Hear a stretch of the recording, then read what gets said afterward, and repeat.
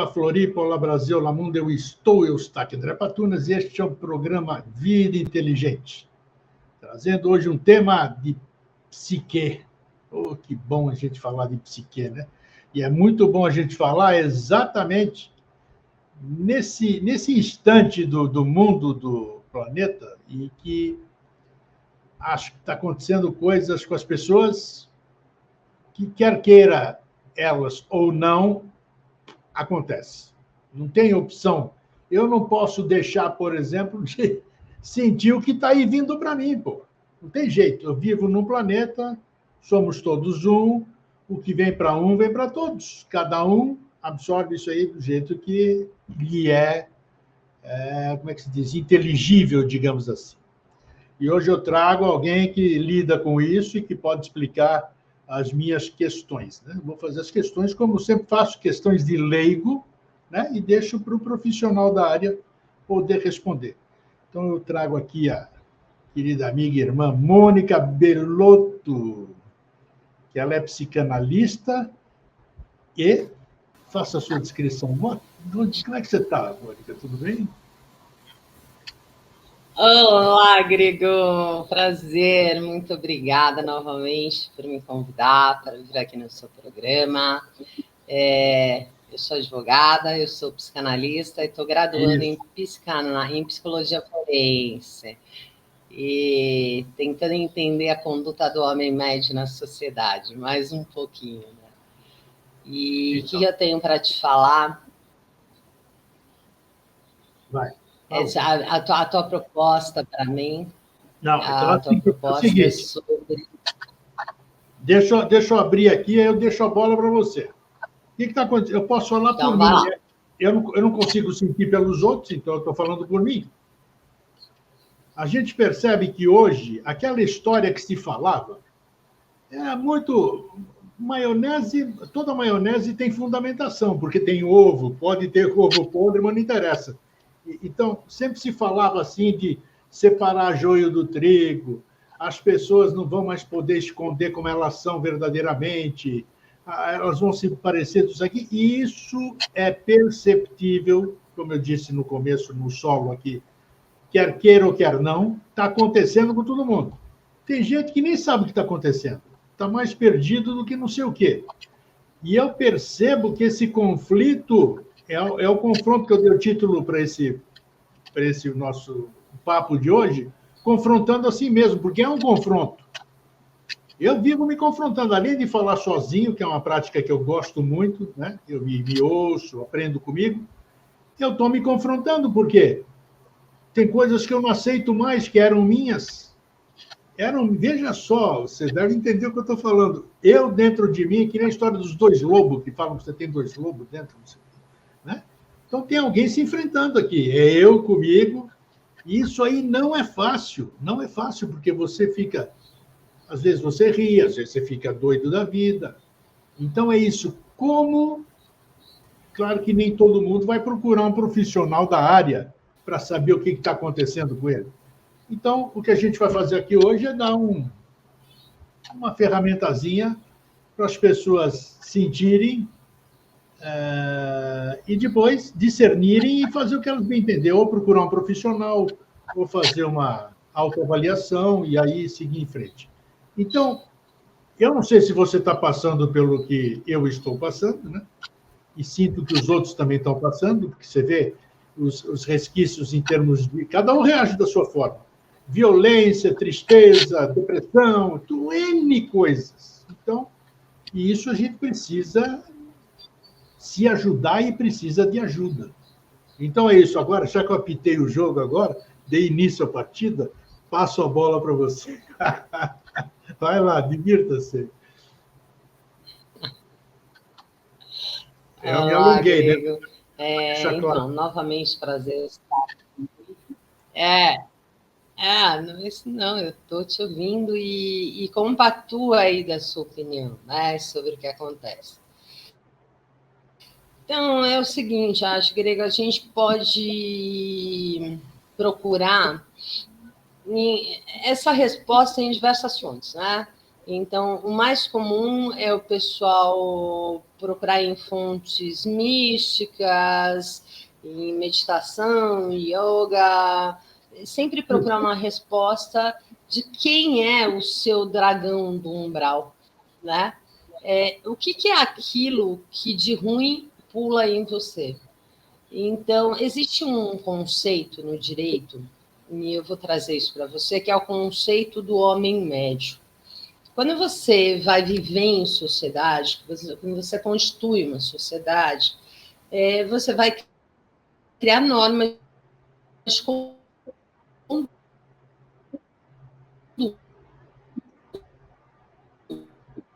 Tá travando a tua voz aí, ó. né? Então, por exemplo, olha, você não pode fazer barulho, só vai até as 10 da noite. Como é que se deu isso? Então, você resolve isso estatisticamente. Você pega 10 homens, entre os 10 homens, 8 dormem entre 9h30 e 10 horas da noite. Qualquer idade. Não. Qualquer idade. Então, é conveniente que... Qualquer idade. É conveniente para que 8 homens se interrompa o barulho até as 10 horas da noite. Para 2, não. E esses 2 que, de repente, são notívagos e gostam de fazer barulho à noite, como é que fica? Né? E aí, eu coloco para julgar esses 2 homens que gostam de fazer barulho à noite. Aí eu chamo uma plateia de homens, chamo 100 homens, para julgar, ó, esses 2 cidadãos estavam fazendo barulho à noite. Tá certo o que eles fizeram? Provavelmente eu vou ter 80 homens que vão falar assim, não, tá errado o que eles fizeram. Nós dormimos entre 9h30 e 10 horas da noite. 20 homens vão ter a característica notívaga e que vão fazer barulho à noite. E o que acontece com esse ser? Eu excluo ele da sociedade, eu crio limites para ele. Eu vou criando limites. Eu falo assim, tudo bem que você gosta de fazer barulho à noite, mas se você quiser fazer barulho à noite, você não vai fazer aqui no prédio, você vai fazer lá no meio do mato. Você concorda que você está excluindo esses seres não diurnos, notívagos, que gostam do barulho à noite, que gostam de ouvir uma TV alta à noite, que gostam de beber à noite, que gostam de papear à noite? Você está mantendo só os seres que são diurnos. Ok? Isso é uma regra social. Isso serve para muitas coisas, Gregor.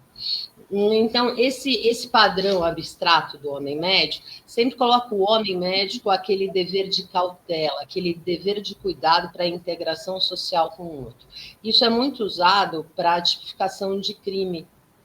Então, de 10 homens que veem um acidente de carro, quantos descem para ajudar? 9 descem para ajudar. 1 não desce. Qual é o padrão do homem médio? Os 9, certo?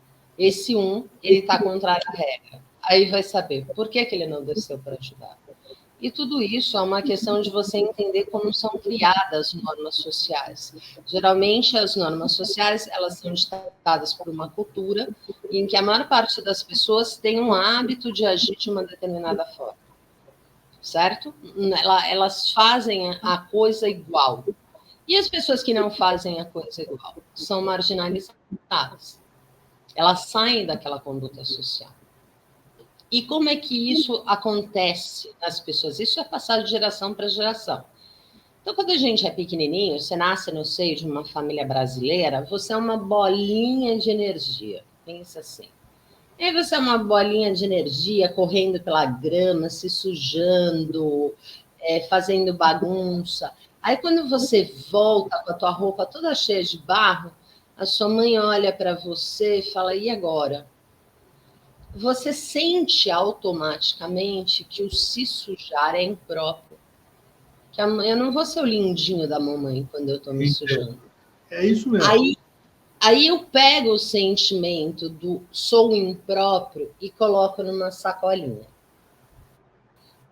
Aí você continua, você é pequenininho. Aí você começa a brincar com o priminho, com o amiguinho, com quem é que seja, e aí você morde o amiguinho. Você tem uma frustração que o amiguinho pegou o seu brinquedo, você morde o amiguinho.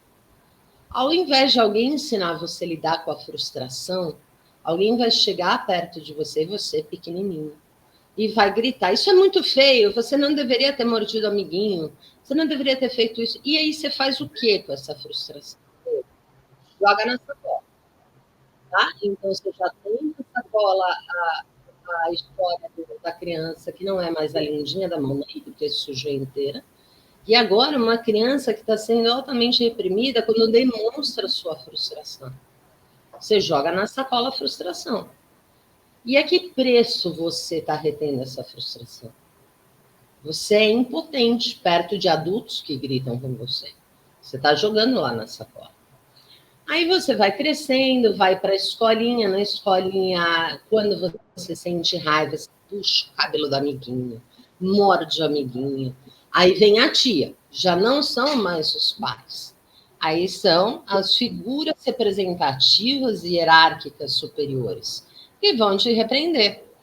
Joga na sacola, joga raiva na sacola também, né? Assim. Então, quando você for vai convivendo na escola e for se adaptando a essas normas sociais de bom convívio, e olha, elas não estão erradas, porque se a gente sai mordendo todo mundo na rua, realmente nós vamos ter um problema, nós não vamos evoluir. Né? Vai virar um bando de cachorro irracional que o outro ataca e eu mordo. E não é assim essa situação. Mas o que falta é você ensinar a lidar com a frustração. É você ensinar a lidar com a raiva. É você ensinar a sublimar esses sentimentos e não guardar na sacola. Aí o adolescente, ele começa a mudar o corpo, um processo de luto da infância, para um processo de reconhecimento de um novo corpo, de um corpo maduro. E aí a menina coloca uma roupa mais apertada. E aí você começa a xingar essa menina. Onde você vai com essa roupa? Por que você está mostrando o peito? Né? E essa menina faz o quê? Ela pega essa vergonha, esse tratamento, nossa, é feio mostrar meu corpo, joga na sacola. Joga na sacola. Você vira para um menino que já está ficando adolescente, que acha que conhece alguma coisa do mundo, e destrói ele na frente dos colegas. Fala, olha, você não presta, você não tem autoridade para sair, você não pode ficar em casa depois da meia-noite. Ridiculariza ele na frente dos outros amigos. O que esse menino faz? Se sente impotente. E toda a autoconfiança que ele está construindo, ele joga na sacola. Né? E o que acontece? Esse jogar nessa sacola, quando ele chegar na fase adulta, essa sacola está maior do que aquela esferinha de energia. E, obviamente, ele vai casar com uma pessoa que também tem uma sacola maior e só um pedacinho de energia. E é isso que vai acontecer. Então, você tem 2 quartinhos, duas metadinhas de energia, tentando configurar o mesmo espaço, tentando coabitar. Né? Com muitas coisas na sacola. Muitas coisas na sacola. E esse adulto, ele vai para a vida profissional com essas muitas coisas na sacola. Sim. E essa sacola, ela sempre fica escondida, ela sempre fica guardada, porque tem uma voz que fala claramente para você, se aquilo for exposto em sociedade, você não vai ser amado, você não vai ser querido, você não vai ser respeitado na sua individualidade e assim. O Freud, então vamos trazer o Freud. O Freud, ele queria explicar o funcionamento da mente humana, né? Então, para fazer essa explicação, em 1900, nós não tínhamos nem internet, ele criou espaços virtuais.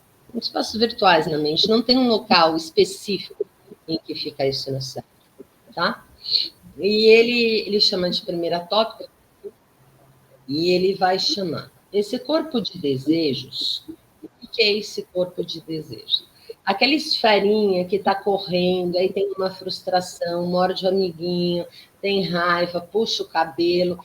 Esse corpo cheio de energia e vitalidade, que está se defendendo o seu corpo físico do meio, ele chama de id. São os meus desejos, certo? Onde está isso? É um espaço virtual na sua cabeça. Aí, essa parte que o id está tentando realizar é o ego, sou eu mesmo, né? Então, o id, quando ele usa o meu corpo para interagir no mundo, ele vai manifestar desejo.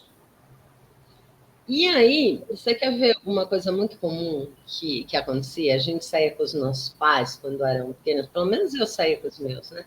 E me levava, por exemplo, na cabeleireira. E a minha mãe estava lá se arrumando e eu estava esperando ela na cabeleireira. E era um tempo grande, né? Para uma criança, era um tempo bem grande. E para eu ficar quieta, tinha um baleiro, eu lembro até hoje, Grego, tinha um baleiro na cabeleireira que rodava e era cheio de balinha. Então, para eu ficar quieta, me era dado bala. Você já percebeu que às vezes a gente está numa determinada reunião, está numa convenção, e a gente não quer ficar falando? A gente coloca a coisa na boca?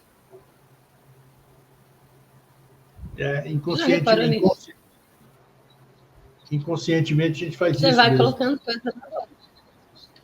Por quê? O que aconteceu? Isso está lá no id. O id está escondido, está guardado, está na escola. Muitos vícios começam assim, como você falou. Opa, você cigarro, né? Ou a bebida, né? Todos os vícios eles começam assim. Eles começam de coisas numa escola com um potencial de ação, que é esse desejo do id, que é essa energia, que é essa força, com esse bloqueio que é sofrido pela essa ambientação, né? E aí você introjeta isso. E aí, quando você começa a criar uma personalidade, que é por volta dos 6, 7 anos, você cria um negócio chamado superego. O que é esse superego? Tem muita gente que fala, entende ele, uma voz falou comigo. Já ouviu uma voz falar com você? O superego é aquela voz que vai falar assim: olha, Gregor, não é para falar que você está com raiva do amiguinho agora, não. Isso aí ninguém vai aceitar. Ah, você vai dirigir nessa velocidade, você vai bater o carro, morrer, ficar tetraplégico, paralítico. Esse é o superego. Os superegos são várias vozes que você ouviu e que...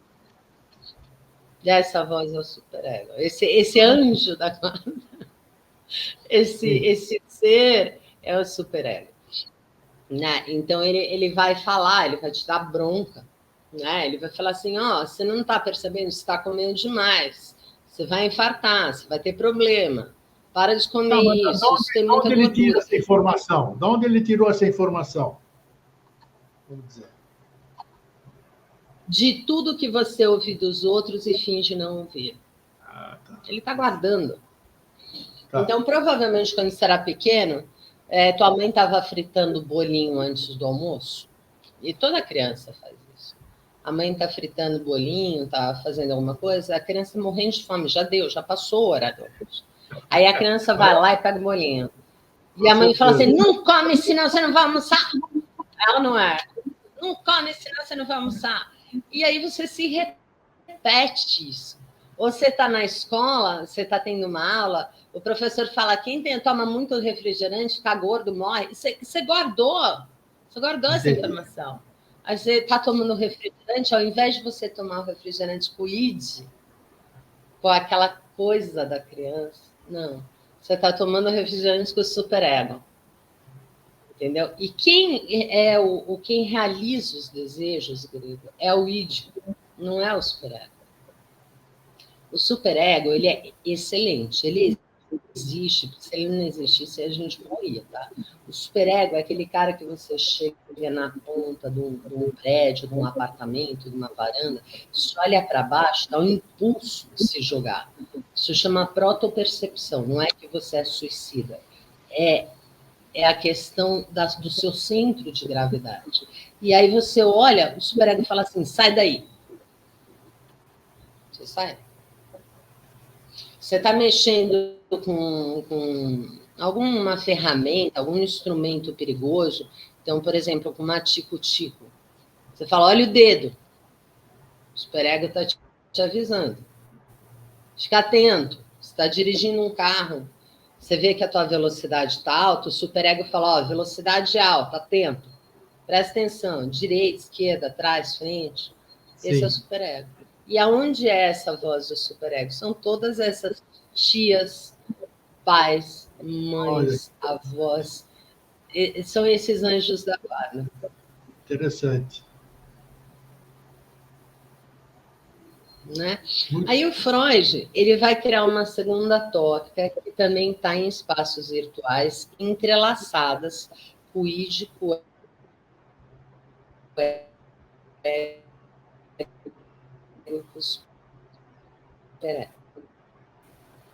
é o inconsciente, aquilo que eu não quero ver. De alguma forma, aquilo me provoca uma dor e pode acabar com o meu ego. É o inconsciente. Tá? Aí eu tenho uma parte também, Grego, que é o consciente. Consciente é aquilo que eu estou agora com você. Eu estou conversando com você, eu estou fazendo um programa com você, eu tenho um cabelo preto na altura dos ombros, eu estou de blusa branca, você está com uma blusa azul, você está com uma corrente, você está mexendo nos olhos. Isso é o consciente, é a percepção. E tem um pré-consciente. O que é esse pré-consciente? Você virar para mim e falar, o que você fez hoje, que você acordou? Eu lembro meio café, que é uma memória temporária. O consciente, eu estou no agora, o pré-consciente é uma memória temporária, e o inconsciente é aquilo que eu não quero ver. Pode ser bom, pode ser ruim, tá, Grego? É uma coisa que eu não quero ver. Aí o Jung começou a estudar isso. Jung brigou com Freud, né? Porque ele tinha uma outra visão sobre a teoria da libido. E a teoria da libido não significa só para o sexo, né? A teoria da libido, ela ultrapassa a energia só do sexo. A libido é aquele desejo. É o id que eu te falei da primeira vez. E o que é esse id, na verdade? Esse id é quando eu tenho um desejo físico, né? Por quê? O que a gente faz? A gente passa a vida inteira acreditando que a mente está dissociada do corpo. Mas o único caso de sucesso que eu vi disso, já tinha perdido o corpo dele. Mas a mente do cara era brilhante. Somos mente, corpo. Ou os dois trabalham, ou nós vamos ter problema. Os dois trabalham juntos, ou nós vamos ter problema. Aí você me disse que pulam, aparecem certas coisas, né? E o Jung está estudando tudo isso. Ele diz que nós trazemos uma sombra coletiva e uma sombra individual. Então, é uma sombra que é criada no seio familiar e uma que você está no meio da coletividade. Aliás, tem um livro excelente sobre isso, que eu quero até indicar para o seu público, que é o Encontro da Sombra. Não sei se vocês conseguem ver aí, ó. Dá para ver. Que sombra é essa? Na verdade, isso. O que é a sombra? A sombra é a tal da sacola que eu estava te contando. Sim.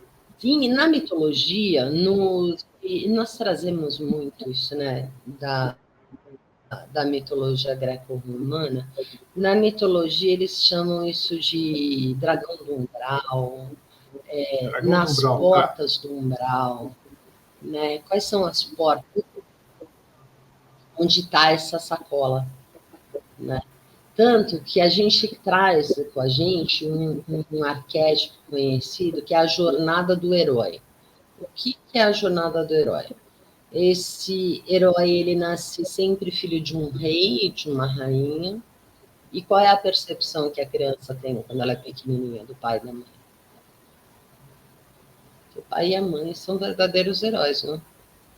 Então, ele nasce de um rei e de uma rainha, ele vai ser criado por outras pessoas que não são o rei e a rainha, que é a percepção da adolescência, em que os nossos pais são seres normais, não super-heróis.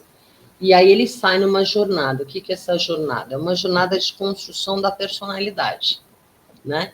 E nessa jornada de construção da personalidade, esse herói, ele vai tirando coisas da sacola, ele não vai entrando em lutas com serpentes, com medusas, com cobras. Dado os 12 trabalhos do Hércules, né? O Hércules foi a pessoa que mais lutou até conhecer o Atlas no caminho, né? Então, essa é a jornada do herói. E aí você tem o final da jornada do herói, que sempre é uma jornada de sucesso, mas nem sempre ele fica com a sua bem-amada psique. E quem seria a sua bem-amada psique? A sua consciência, a sua integralidade, né? E a gente leva para o romantismo, seria um par romântico. Não, não é. O que acontece quando a gente envelhece? A gente entra num processo demencial, né? Uns entram por doenças e outros vão se esquecendo, né? E esse processo de esquecer, do superego baixar, o que acontece? As coisinhas da sacola vão pulando. É isso que eu queria perguntar. É isso que eu Lembra queria as saber. coisinhas da sacola? É isso que eu queria saber. Quais eram os gatilhos? Você conduziu muito bem até aqui. Achei muito legal a explicação do id, do superego, muito inteligível e tudo aí. Como é que é outra? Você usou um terceiro termo, que é o inconsciente. Muito legal. Agora, qual é o gatilho? Isso que eu disse no começo do programa, que isso está acontecendo a nível geral. Tá certo, tem o processo individual de cada um, né? Vai indo, tal. Agora, quando é a nível geral, que alguém fala de inconsciente coletivo, não sei se é o Jung ou se é o Freud, o que está provocando isso nas pessoas? Aparecer todas essas tranqueiras que a gente estava carregando na sacolinha, parece que alguma coisa sacudiu e está jogando para todo mundo. A que se refere isso? Como é que a gente poderia explicar psicologicamente, psiquiatricamente, psicanaliticamente? Projeção. Chama. Vai. Projeção. Então, vai, divirta-se. Disserte sobre projeção, então. Isso chama projeção. A projeção é uma coisa maluca, né, Guilherme? Nós vivemos de projeção, tá? Tudo aquilo que eu não quero ver em mim, eu projeto no outro. Então, esse livro que eu indiquei para vocês é muito legal. É o Encontro da Sombra, mas também tem um documentário muito bom, que é o Efeito Sombra. Né? O Efeito Sombra? Então, lá, entre vários... O Efeito Sombra. Lá, entre vários exemplos que traz, é um documentário muito interessante, de uma moça que era usuária de droga e ela teve que entender o porquê da droga para poder sobreviver. Né? Então, ela teve que abrir a sacola dela. Mas também descobrir todas as potencialidades que ali estavam guardadas. Porque quando você esconde a sua agressiva mais, né? E se você não é agressivo, você não tem emprego, você não tem dinheiro, você não se vira no mercado, porque o mercado é agressivo. Eu não estou dizendo violento, são duas coisas diferentes. Mas você tem uma agressividade de agir. Quando você coloca essa agressividade na sacola, você vai para a vida, você fica ouvindo aquele superego. Se você se comportar assim, ninguém vai gostar de você. Tem que ir no jeitinho brasileiro. Você não pode ser bravo, você não pode gritar com as pessoas. Não pode fazer isso. Aí você está numa reunião e você está com o teu instinto de sobrevivência ativado. Você está com a tua emoção ativada. Está lá ouvindo a reunião. E, de repente, alguém hierárquico começa a definir o que é, como você tem que agir. E essa pessoa é agressiva com você. Poxa, você teve o desejo de agressividade lá dentro, colocado na sacola, que você entulhou, colocou um monte de coisa para cima. Na hora que você vê aquela pessoa sendo agressiva e você não pôde ser agressivo um dia, pumba, você vai para a agressividade. É o gatilho Vai que eu estava...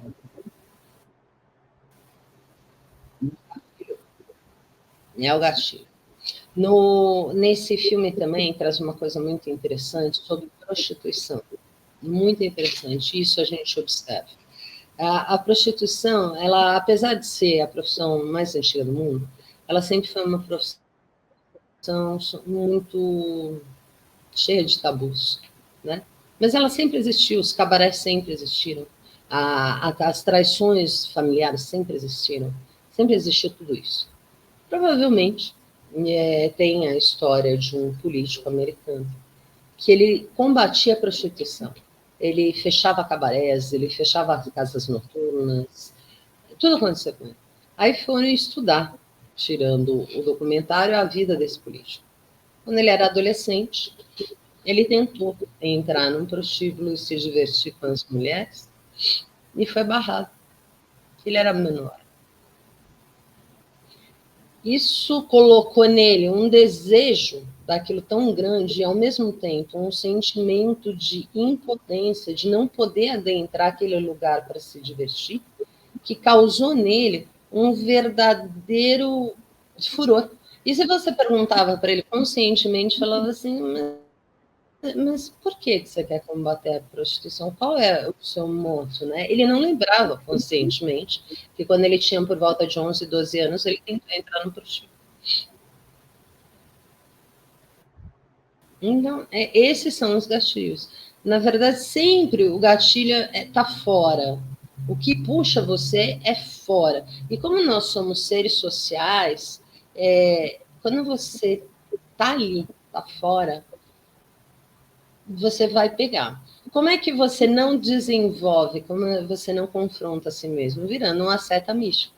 Você sai da sociedade, vai para o meio do mato, e ali você fica meditando. Dessa forma, você não tem projeção. É capaz até de você criar umas, né? Mas geralmente é com que você se protege de não confrontar a si mesmo. Como é que se sublima isso? Como é que se trabalha isso? Agora vamos entrar para psicoterapia ou na psicanálise propriamente dita. Eu faço uma entrevista com você, você faz a avaliação de tudo aquilo que eu falei, você descobriu o que eu tenho dentro do meu saco aqui pendurado aqui na coisa, e você vê que eu preciso de ajuda, que eu quero resolver isso, eu quero ter um entendimento, como você explicou o caso do prostíbulo agora e da pessoa do prostíbulo, então tem uma fundamentação, mesmo que inconsciente. Então, aí, como é que você começa a trabalhar para fazer com que isso saia da minha sacola, do meu saco que está nas costas, e termine, não fique um gatilho perene, vá sublimando essa tranqueirada que eu carrego na minha sacola. Como é que é isso?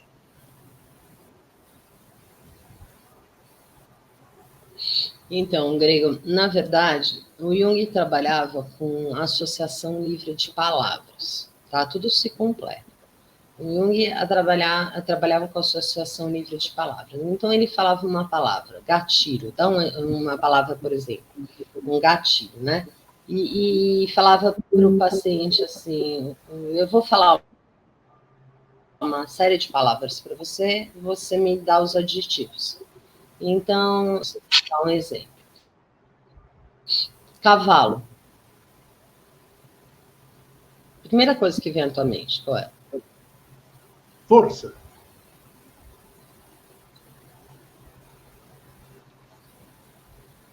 Gatilho. Eu queria ser um cavalo. E a força de um cavalo. O vigor de um cavalo. Isso são a associação livre de palavras. O Freud, ele não vai trabalhar assim. Ele vai trabalhar com a associação livre de ideias. Então, como isso acontece? Eu vou te dar um exemplo, tá? De uma clínica, de um dia comum na clínica psicanalítica. Então, o paciente chega, eu falei, ei, tudo bem? Tudo bem. Nossa, hoje eu estou cansada porque a minha irmã deveria chegar, mas eu quero te contar uma coisa. Você sabe que a semana passada eu tive uma briga com meu marido porque eu não queria cozinhar e ele falou que toda vez que ele ia na horta e pegava as verduras e deixava em cima da mesa, aquelas verduras ficavam lá até estragar. Mas a minha irmã vai chegar e eu preparei tudo para fazer um almoço para ela. Qual foi o assunto inicial da análise? A minha irmã vai chegar, ela muda para o marido trazer as coisas e ela não querer cozinhar. E aí ela me conta que ela vai fazer um almoço para a irmã dela, que ela está louca para fazer almoço. É verdade que ela quer fazer esse almoço? Ou ela está levantando da sacola, se você não fizer o almoço para sua irmã, você não é boazinha? Pois é. O analista não tem essa resposta, Grego. Ele vai perguntar. O analista, ele não funciona ali como sujeito suposto saber, porque a única pessoa que sabe da sua vida é você mesmo. Então, o analista vai falar, olha, tem alguma hipótese de você não estar com vontade de receber a sua irmã? A pessoa vai falar, não, nenhuma hipótese. De repente, ela para e fala assim, como você sabe? Fora a leitura corporal, né, Grego? O Reich ensina a gente muito sobre leitura corporal. Então, você percebe, você vai percebendo na descrição do sujeito, quando ele se resguarda, quando ele mente, quando você consegue. Mas eu não estou lá para julgar um paciente, nada. Não tem que julgar um paciente. Eu estou perguntas pontuais para que ele se escute.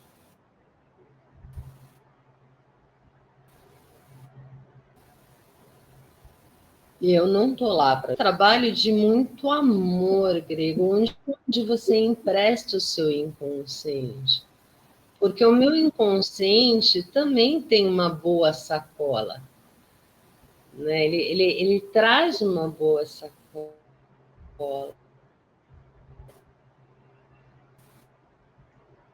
Então, você está olhando o teu próximo pesada, né? Consciente e preconceitos em relação à cor, né? Ao racismo, em relação à homossexualidade. É muito interessante você ver esses conteúdos que foram guardados. Porque a criança, quando ele está brincando com um amiguinho, ele não tem quando vem alguém e virar para essa criança e falar assim, você só brinca com o menino? Né? O menino está fazendo alguma coisa feia, está mexendo no pênis, está fazendo alguma coisa pornográfica, alguém vira para esse menino e fala assim, e sério isso? A criança pequena, tem 3, 4 anos, fala, eu vou contar o seu pitoco fora. Você tem noção que peso é esse que ele colocou na sacola? Verdade. São coisas pesadas, né? São coisas que, quando afloram a virilidade dele, ele vai tomar Viagra sim. Por quê? Porque aquilo garante que ninguém vai cortar o pitoco dele fora. E ele nem sabe por que ele está fazendo isso. Não sabe. Ele tem necessidade de entrar numa roda de amigos e ficar falando das mulheres com que ele saiu. É Por que ele verdade. está fazendo isso? O desejo que aparece nesse homem para que ele exponha outras pessoas. Não é nada mais do que colocar na mesa que a virilidade dele está intacta, que ninguém cortou o pitoco dele. Né? E, na verdade, porque cada cultura traz normas próprias e frases muito ruins para as canções de Nina, das crianças brasileiras, das crianças americanas. Né? Aí foi trabalhar.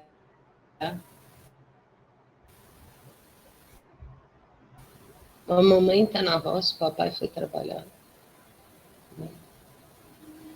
Boi, vareta. Ô, Mônica, e quando acontecem as O que você está patologias? colocando na sacola? Por que acontecem as patologias? Por quê? É um fracasso de você.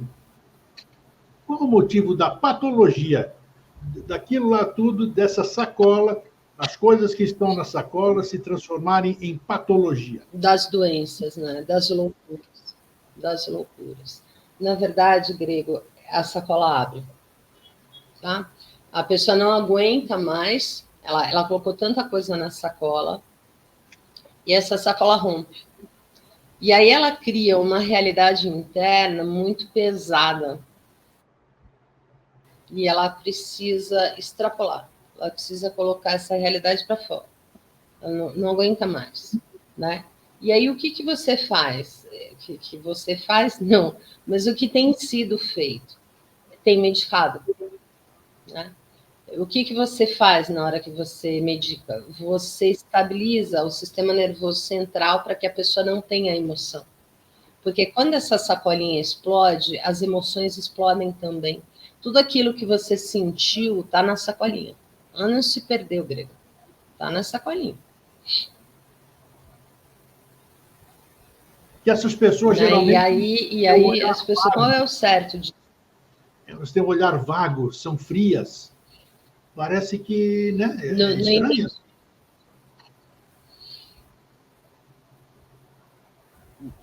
Na verdade, são ciências independentes. Assim, a psicofarmacologia existe, a psiquiatria existe, justamente para agir, ele não atende contra a própria vida e contra a vida dos demais.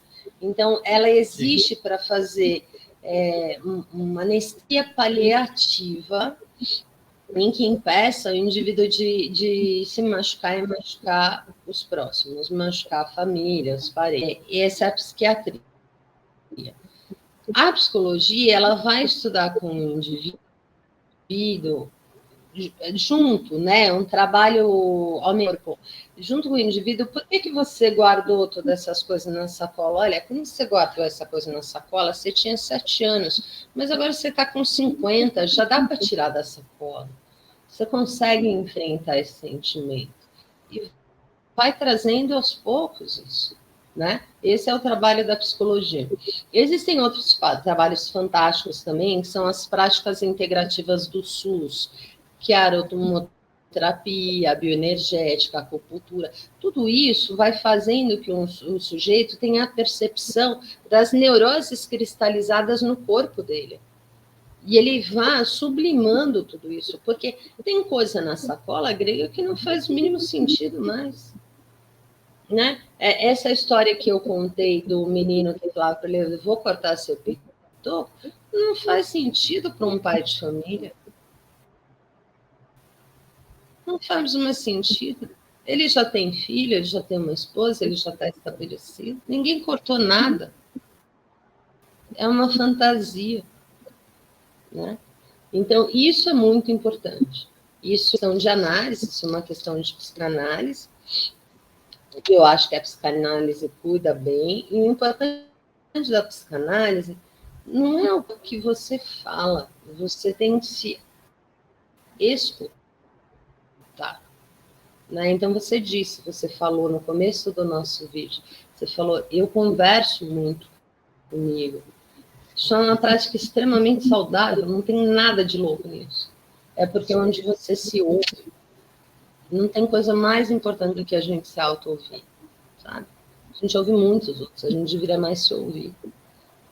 Né? E isso ajuda muito a saúde mental. E as patologias surgem dessa sacolinha que não aguenta, o cara não tem agressividade e está no mercado de trabalho. Chega uma hora que ele tem um burnout, ele se acha incapaz, ele se acha muito pequenininho perto daquele mundo corporativo muito grande. Né? Onde é que está isso? Na sacola. A mulher vai envelhecendo, ficando na menopausa, aí vem aquela frase, ih, ficou para titia, não tem mais serventia. Como não tem mais serventia? Onde está isso? Na sacola. Isso são coisas da sacola. E como é que você abre essa sacola? Você não pode abrir essa sacola de uma vez só que você pode surtar. Isso também não dá para ser feito. Mas aos pouquinhos, em análise, é possível sim. Não é possível sim. Na verdade, então, a gente pode deduzir... Você libera uma energia, grego. Nada é novo, as doenças sempre existiram, as psicopatias, todas sempre existiram, só que essa palavra nova também, é tudo modismo, né? Estresse, que você acabou de dizer aqui agora também. Tudo que se dá um novo nome, mas eram coisas que sempre existiram, porque não pode se manifestar o que nunca existiu, né? Só que a gente estuda isso, sabe disso. Então, e o mundo hoje, como você Na vê... verdade, sempre existiu. Na verdade, sempre existiu. Aí é que tá. E como é que a gente cura o mundo hoje, Mônica? Tá certo? Qual seria a solução? Nós estamos falando a nível geral, né? Somos todos um? Se somos todos Eu acho que é uma pretensão bem utópica. Eu acho Gregor. Eu acho que. Mas eu acho que não existe curar o mundo. Eu acho que existe se curar. Eu acho que quando você é uma pessoa curada, consciente dos seus desejos, muito consciente dos seus desejos, você vira uma projeção para alguém. Porque a projeção nem sempre é ruim. A projeção pode ser boa. Eu posso olhar e falar assim, nossa, quando eu crescer eu quero ser igual a esse cara. Se você for um bom exemplo, eu vou ser uma boa pessoa. Né? Então, eu acho que não existe uma cura coletiva. Essa cura coletiva, essa coisa muito colocada pela religião de um pai salvador, eu não acredito nela. Eu acredito num templo interno. Isso eu acredito. Né? Num templo interno em que você promova a sua cura para ser um instrumento de cura para alguém. Isso eu acredito muito. Agora, cura coletiva, não. Você não mostra acho, de novo. Não vejo. Mostra de novo o livro aí, porque você acha que ele seria um livro útil? É um livro útil para as pessoas? Para descobrir o que está acontecendo? Olha, é grosso pra caramba também, né? O encontro da sombra. A sombra, nesse caso, seria a sacola ou não? Seria todo o fruto da sacola? É tudo que você não quer ver. Na verdade, a gente sabe. Na verdade, a gente sabe que tem essa sacola. Essa sacola ela é manifestada nos sonhos. Todo sonho é a realização de um desejo. Então, essa sacola aparece nos sonhos. Só que essa sacola tem um gargalo pequenininho. Sei. Por quê? Porque se você vê o que está na sombra ali, você surta. Então, é um elemento por vez, Gregor. É um elemento por vez. Escute, o filme, como é que é o nome do filme? Vamos repetir. Nome do filme. É fantástico o livro. Efeito Sombra. Eu não tenho aqui. Deixa eu ver se eu pego. O Efeito Sombra, ele é um documentário. E ele é um documentário fantástico. Mas ele tem alguns anos já. Ele está disponível no YouTube. Opa, beleza. Tá bom. Há muitos Pelo menos anos. com o nome as pessoas pesquisam. Ele está disponível no YouTube. Ele é um filme de 2009. Chama O Efeito Sombra, The Shadow Effect. Tá? É um documentário.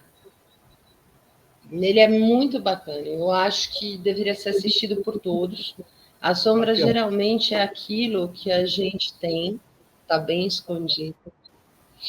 E a gente não quer que ninguém saiba.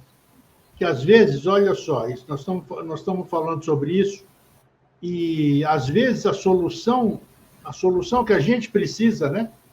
A ajuda que a gente precisa está no entendimento de um livro desse que você indicou, está de você assistir alguma coisa naquele filme, aquele filme te revelar alguma coisa, né? Revelar, mostrar de novo para você alguma coisa que você esqueceu.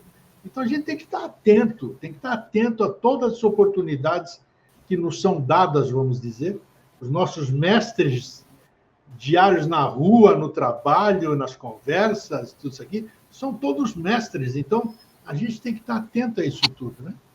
E aí precisa querer, né? Querer é uma coisa muito forte dentro da psicologia, dentro da transformação humana. O querer é verdadeiro. Vou fazer essa pergunta para você, para a gente entrar na reta final. O querer realmente é poder ou não?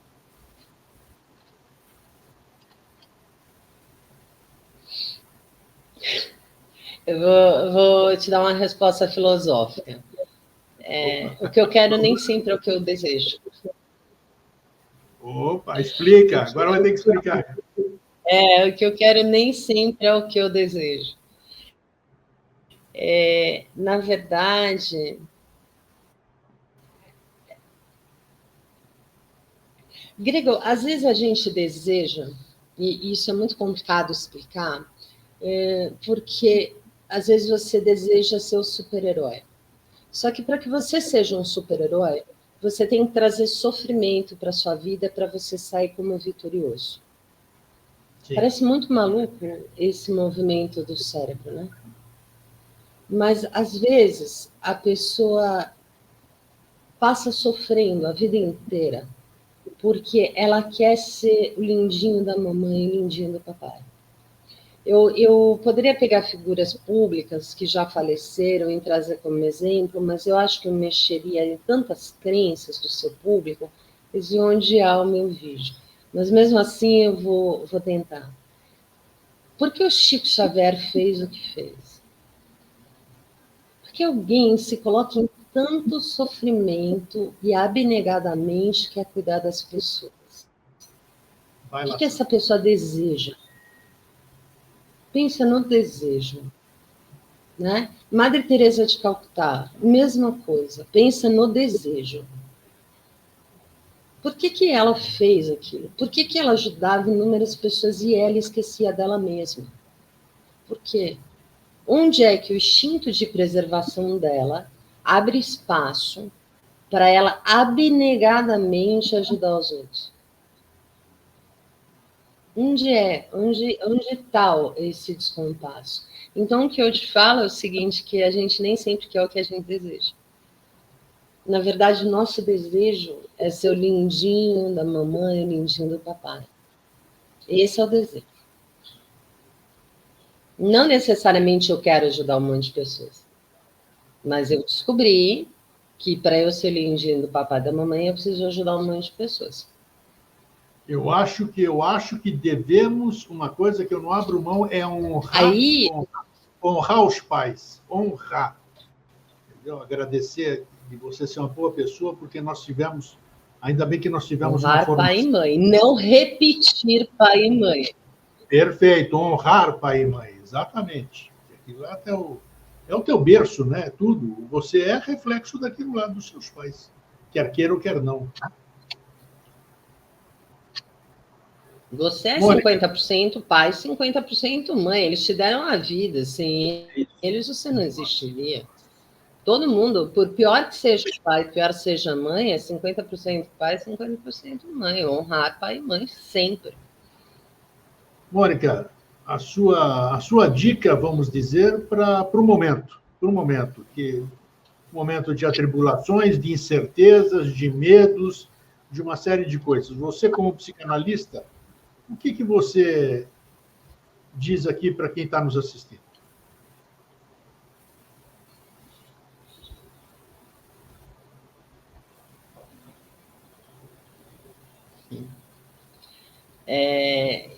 Eu gostaria de dizer que, primeira coisa, eu ouço muito isso na clínica, né, que eu não quero fazer análise porque eu não sou louco. Eu sempre ouço isso. Infelizmente, os hospitais de alienados, antigamente, eles colocavam tudo numa mesma sacola, todo mundo que saía das regras sociais era entendido como louco. Recentemente, eu fiz um programa sobre o Lima Barreto, né? E o Lima Barreto, ele faz um autorrelato de que ele estava na Pinel, né? A segunda internação dele. Então, ele diz o seguinte, que ele achava que ele não era louco, que o problema dele era a bebida. E, de fato, era mesmo. Ele bebia muito, depois ele ficava um longo espaço de tempo sem beber, e aí ele tinha alucinações alcoólicas, chama alucinose alcoólica. E ele delirava, ele falava como personagens e tal, né? E ele dizia, eu não sou louco, eu não me incomodo metendo na minha vida, né? E eu morria de rir, inclusive eu li esse livro A Camada e todo mundo, por que você está rindo tanto? Eu falei assim, da maneira interessante que o Lima Barreto descreve a loucura, né? Análise para você não ferir os outros com os conteúdos guardados na sacola. Então, a análise devia ser que nem academia, devia postar foto no Instagram e escrever tá pago, sabe, da análise. Eu me sujeitei a entrar em confronto comigo mesmo, em confronto com a minha sombra. Eu acho que a gente se entende. Então, Mônica, obrigado pela conversa. Eu acho que foi muito produtiva, tem muitas dicas aí, né? Deu um entendimento. Gostei muito do ID, gostei muito do superego, gostei muito da analogia da sacola. Ficou muito legal. Vamos pensar, vai ser muito mais fácil a gente descobrir o porquê desse nosso momento. O entendimento fica mais fácil. Você tendo algumas ferramentas legais, aí o trabalho é seu, né? O duro é você tentar trabalhar sem ferramenta, né? E aqui você passou algumas ferramentas legais para poder ajudar as pessoas a passar esse momento. Então, te agradeço, fica bem e até uma próxima oportunidade. Obrigada. Tudo de bom, tchau. Que legal, que papo legal, papo legal, papo legal. Gostei muito. Pelo menos agora a gente tem uma diretriz, né? Pega um pouquinho aqui, pega um pouquinho lá, a gente vai fazendo quebra-cabeça. Você pegar, se permitir, não se fechar no seu casulo, permita-se, abra sua mente, se ajude. É isso aí, gente. Muita coisa para a gente pensar hoje, refletir e degustar o que foi falado aqui. Fraterno abraço, um feliz sempre e até a próxima oportunidade. Tchau.